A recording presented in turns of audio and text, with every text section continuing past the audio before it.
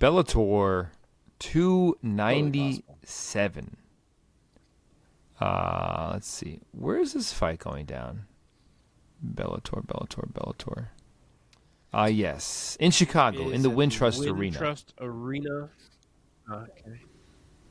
My bad. I still am on a delay. But we are you are battling. Working through it, baby. We're powering through it. Swimming against the stream here. Okay. The first fight. Oh, before we preview some of these Bellator fights, any other fights or fighters that you guys want to just quickly spotlight for our listeners and viewers? Omar, you want to say any, or you want me to take it? You can take it. This piece of shit website isn't working. There's a lot of solid fights on this undercard. I feel like Bellator has done very well lately to have quality undercards, which was not always the case for Bellator. But Timur Khizriev is fighting Richie Smolin.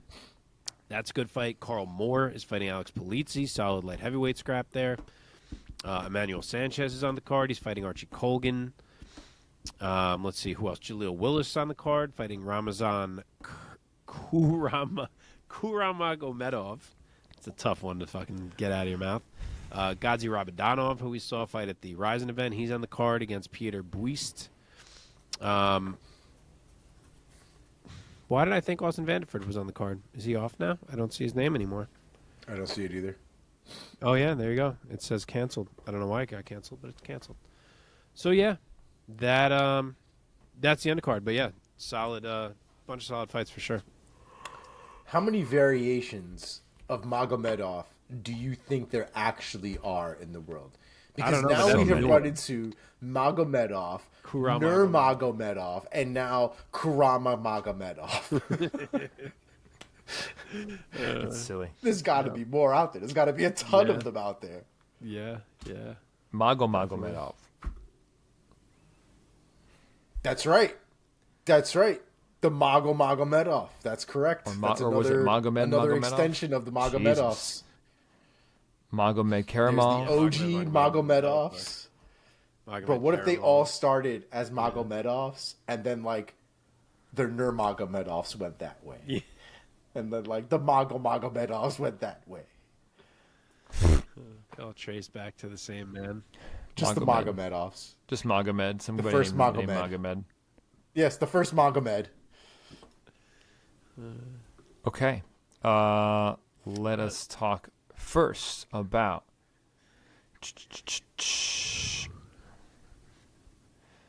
Daniel James versus Gokhan Saricam. Where is Daniel James? There he is.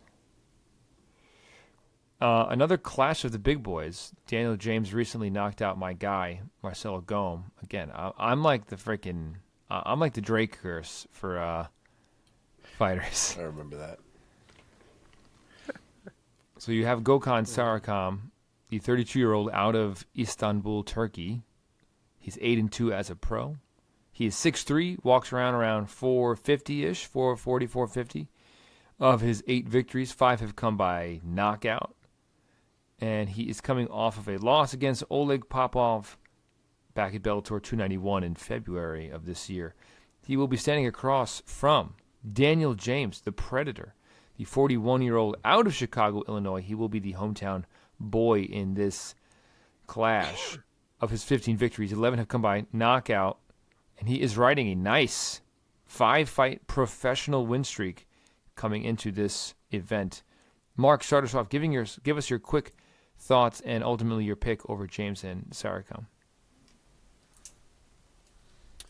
Okay, so very close odds. Saricam is minus 120. Daniel James is even money at plus 100. James has a 3-inch height and 4-inch reach advantage, and he's looked really good through a couple fights in Bellator thus far. Yep. And Gokhan Saricam is solid, but despite the scary-sounding name, he's not one of these elite-level wrestlers necessarily. He does wrestle and can wrestle, but I don't think he's an unstoppable wrestler. And I think I'm going to say that Daniel James' takedown D holds up here. He's looked really solid in that department thus far. He's a huge man. and I think he can defend some takedowns and tee off. So give me Daniel James, round 1 knockout in his hometown. Yeah, man. Okay. Omar? Yeah, I would definitely have to agree. Gokhan is a gigantic human being, 6'3", almost 250 pounds. A gigantic human being. All that being said, Daniel James is even bigger. I think as long as Daniel James can keep the fight standing, I think the hands are probably going to work a lot better for him overall than they will for Gokhan. I think the length advantage that Daniel James presents and the power behind it, I think it's just going to be too much. I expect this to be another finish under his belt, and I think it'll happen in round 2. Yeah, I'm going to go with the giganticer man here. Daniel James, the Predator, and the hometown guy. I had some. This is a different conversation, but I had some very interesting conversations with the color commentator for APFC, David Evans, who has most recently fought for the PFL Challenger Series, talking about fighting in your hometown, whether that is the to your advantage or to your disadvantage. I guess the trade-offs that are made with fighting in your hometown. Very interesting stuff. I personally. I don't think I would want to do it. I don't think I would like to do that. I'm opening a can of worms here. Let me get to my pick. I'm going to go with Daniel James. I will say second round knockout. Let's move on. There's a lot more distractions. I feel like when you fight at home, there's a lot more distractions that end up messing with you. Yep. Okay, Corey Anderson versus Phil Davis. Okay, we have Corey overtime Anderson, the 33-year-old out of Rockton, Illinois. 16-6 as a pro with 1 no contest. Half of his 16 victories have come by way of knockout. He does not own a submission win on his record. He is coming off of a loss at the hands of Vadim Nemkov back in November of 2022. He will be standing across from Mr. Wonderful, Phil Davis, the 38-year-old out of Harrisburg, Pennsylvania, 24-6, 1 no contest. About, 11 victories have come by way of finish, 13 by decision.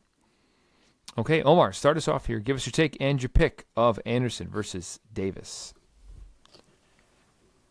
This fight is still so crazy to me because, for those of you who aren't aware, obviously Phil Davis used to be in the UFC at this point close to a decade ago.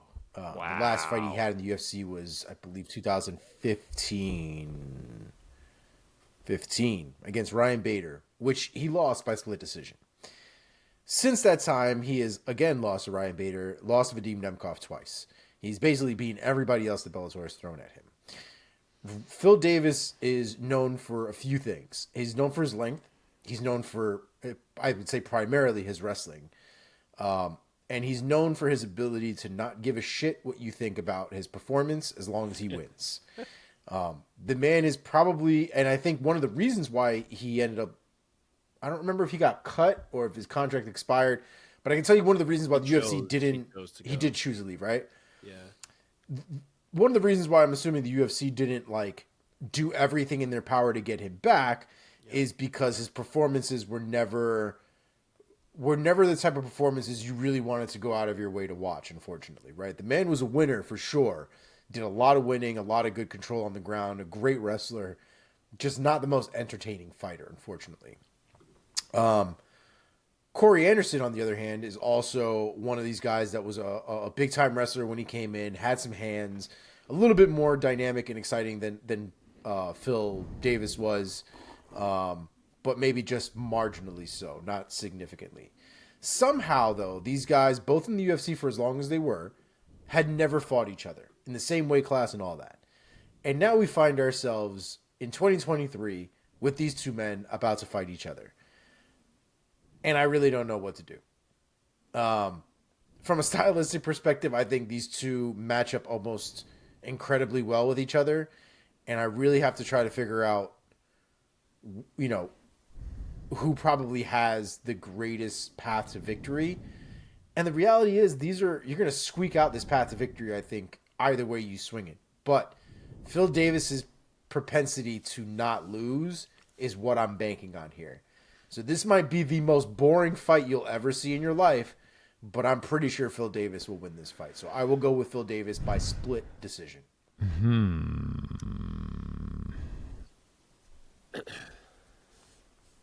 Mark? Me or you, Mike? You. Mike, you awake over there? Yeah. I have a lot of very similar thoughts on this fight. First off, I thought it was going to be a pick'em fight, which is what I feel in my head and obviously what Omar feels in his head. It's not. Corey Anderson is minus 175. Phil Davis is plus 145 as the underdog. Fantastic fight. Two guys who are basically the same size, who have very similar styles of fighting, who have both, as Omar said, traveled the path from the UFC to Bellator, who have attained almost identical levels of success in the sport, who've been around at the top of the game for a while now and have somehow never crossed paths. So I am excited that we're going to get to see it. Of course, we know the wrestling is fantastic for both of them. On paper, maybe you'd think Phil Davis should be a little notch above. He's the more credentialed, I guess I would say, of the two. But I think Corey is good enough in the wrestling, especially in MMA wrestling, that it may be somewhat of a wash. Which leads me to the feet, but it's tricky there too because Corey definitely carries more power and is the better offensive striker, I would say. But Phil is definitely the better defensive striker and really excels at nullifying guys and not getting hit and making them fight his fight, whereas Corey can be clipped. So, I don't know. It's like it really feels dead even in my mind. It's tough to call. It's only 3 rounds. I really feel like this matchup is like 5-5 if they fought 10 times. So I truly am just flipping a coin here for the purpose of making this fight pick. But generally speaking, if Corey Anderson is not getting KO'd, he is finding a way to win the fight. The only guys that really beat him are guys that can knock him out, and I don't see Phil Davis doing that. So I needed something to push me one way or the other. I will use that. I'll say Corey Anderson wins a split decision. Okay, I feel like I'm another different take on this fight. I really like Corey Anderson in this matchup. I think he has better power, and I think overall he's a more dangerous fighter than Mr. Wonderful. Maybe I'm a little bit of somebody who has never been too high on Phil Davis's skill set. He's a wrestler. He has a lot of decision wins on his record. He's good at not losing, but I'm going to go with Corey Anderson here, a guy who has more, I think, dangerous hands. He has, I think, a better motor overall. Phil Davis has a great motor and great cardio, but I think Corey Anderson, I think he fights with a bit more urgency and a little bit more of a chip on his shoulder, so I'm going to roll with him. I will take Corey Anderson by unanimous decision. Okay. Co-main event. What's up? I just said I like it. Okay. I wonder if this is going to be all fucked up with the delay on the audio. Or if it's going to, like, sink in. Yeah, I really hope not. Okay, we'll see. Okay, here we go. Co-main event. Bellator 297 in Chicago, Illinois. We have Sergio, the Phenom Pettis, taking on Patricio Pitbull. Sergio Pettis, the 29-year-old, out of Milwaukee, Wisconsin. He's 22-5 as a professional mixed martial artist. 4 wins by knockout, another 4 wins by submission. He's riding a 5-fight win streak as a professional coming into this fight. The last 4 of those all being under the Bellator banner. That's right. He is undefeated thus far in Bellator. Taking on perhaps his toughest challenge to date, Patricio Pitbull, the 35-year-old out of Brazil. He is 35-5 with 11 knockouts, 12 submissions to his record. He's riding a 3-fight win streak after that loss to AJ McKee, including the revenge fight against AJ McKee, in which he got a UD over him, and then he defeated Adam Boric, and then Kleber Herbst back in December of 2022. Mark, start this one off. Pitbull versus Sergio. Give us your take and your pick. Love this fight. Another fantastic fight on this Bellator card. Probably the coolest fight of the weekend, if we're being honest. Any promotion considered, at least for me. The favorite here is the challenger. Pitbull is minus 200. Sergio Pettis is a plus 165 underdog. So, yeah, we have Patricio Pitbull, one of the greatest featherweights to ever live, a man who has also been the Bellator lightweight champion, who will now try to earn a belt in a third weight class. He drops to 135 to take on Sergio Pettis, who is returning from injury to defend his belt. They're the same height. Sergio has a 3.5-inch reach advantage, which is crazy. Despite Pitbull dropping down a weight class here, he still cannot have a reach advantage over anyone. But, hey, that's nothing new for Pitbull. He's very used to being at a reach disadvantage, and this will be less than usual. And when it comes to the pick, I feel bad because I'm about to kind of dismiss Sergio Pettis. And I did the same thing with him against Kyoji Horiguchi, and he made me look dumb by brutally KOing him. But at the same time, I was right. Until that happened, Kyoji was dominating Sergio in that fight. And I think the same thing happens here, minus the hero comeback win from Sergio Pettis. Pitbull, to me, is too good at avoiding that exact type of big shot. He maintains range so well. He counters beautifully. He's going to feel like he's actually fighting someone the same size as him for once, which I'm sure will feel wild to him. Might feel like it opens up his offense more than usual. And I think he's going to school Sergio Pettis. I guess I'll say 49-46. I feel bad not giving Pettis a round, but 50-45 may end up being more accurate. I think Patricio Pitbull wins a clear UD and adds a third belt to the resume. Omar. Yeah, I'm kind of in the same boat, unfortunately. I think Pitbull, especially going down in weight, I think it's just going to make him faster. I don't think he loses a ton of power. To be honest, I think he has more than enough to spare. But him getting faster seems like a real problem. And just like Mark said, the Kyoji Horiguchi win, as good as it was, leading up to that point, Pettis was getting worked. And I can't see Patricio not having very similar success. And to be honest, with hands as rough as Pitbull's are, I think he probably eats a lot more damage and even worse so than he did against Kyoji. So I'm actually going to go with a stoppage here. I'm going to go with a round 2 KO from Pitbull. In 40 fights, Pitbull has only been finished twice. He's been knocked out once and submitted once. To be fair, in Pettis' 27 fights, he also has only been finished twice. Obviously, a better rate or ratio for Pitbull. Guys, I'm going to be honest with y'all. I'm compromised for this pick. I didn't think about that. I'm compromised. I have a conflict of interest, so I probably shouldn't even be making a pick. But for fuck's sake, I'm going with my boy, Sergio Pettis. He's going to get it done. You should have just taken the bye. You should just not pick Sergio Pettis. Anything with a Pettis behind it, you shouldn't even pick it. Just don't do it. I'm compromised. I'll take Pettis by UD. I'll just leave it at that. Yeah. I'm rolling with That's the fine. Team Pettis. By the way, Mike's going to be like, I didn't pick against you. My friends are assholes, but I didn't pick against you. By the way, as it turns out, at APSC events, I actually have talked to Sergio more than I've talked to Anthony. Because, I mean, Anthony's Anthony. And he has he's a pretty famous guy.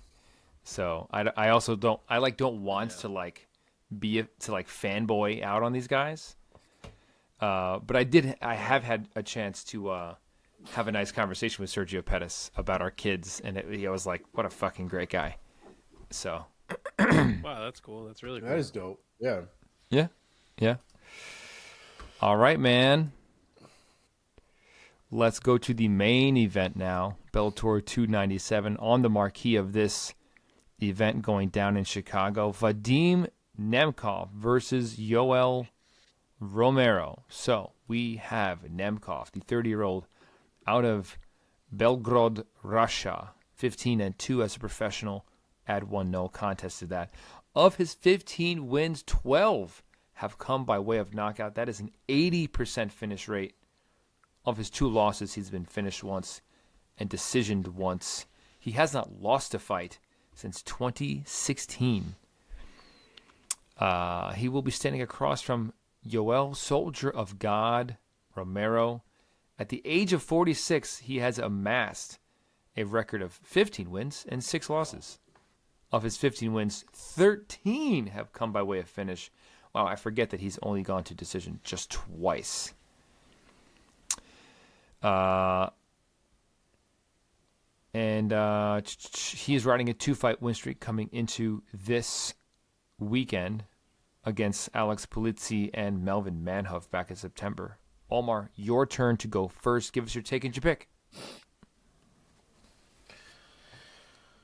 I want to pick Yoel Romero here. Yoel Romero is not normal. He's a specimen. 46 years old. He shouldn't be looking like that. We've got dudes. We're just talking about dudes that are like 30 years old. They look like they're pushing 50. This guy is 46 years old. This man could definitely pass for like 35. It's insane. The genes on this man are absolutely out of control. I haven't seen him lately. His physique always tends to change over time when he doesn't have a fight. Sometimes he'll get a little bit of that dad belly with the abs underneath. Other times his neck grows 3 different sizes. I don't know what version of Yoel we'll have here. At light heavyweight, I'm assuming probably one that has less neck than others. But I think that this is not really a great fight for him, if we're being honest. I do think Nemkov is just an overall better fighter. Yoel Romero has had some recent success in Bellator, but honestly against guys who I don't really hold to a high degree. Even Melvin Manhoef, as much as I love Melvin Manhoef, the end of his career is exactly that, the end of his career. And so I don't take too much stock in that win. So I'm going to go with Nemkov here. I'm going to go with I don't think he's going to be able to stop Romero because that's a huge task in and of itself. So I'm just going to go with the decision here by Nemkov. Mark. All right. Vadim Nemkov, the minus 550 favorite. Wow. And Yoel Romero is a plus 400 underdog. There is a 2-inch height and 2.5-inch reach advantage for Vadim Nemkov. He's 30 years old to Yoel Romero's 46. He has not lost since 2016, as Mike mentioned. He has not lost in Bellator, obviously. He is rightfully the heavy favorite against a man in Yoel who was a career middleweight. And we are rolling with Yoel Romero. I don't know how, but I don't give a fuck.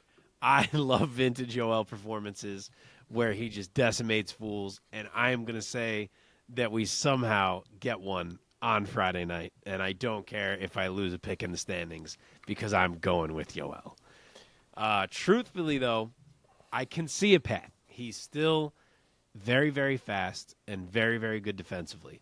So while he may be losing the fight, I do think the fight will be close. And I think Nemkov could potentially get lulled into a little bit of a, Yoel has these moments where he's not doing so much and maybe the guard comes down a little bit and he gets too comfortable and then it happens. One big shot wobbles him. Probably at that point, Yoel does something weird and doesn't quite run at him and we're all like, oh my God, Yoel, what are you doing? But then maybe he lands another one and Nemkov goes down. And it actually happens. So I will predict that because I fucking love Yoel.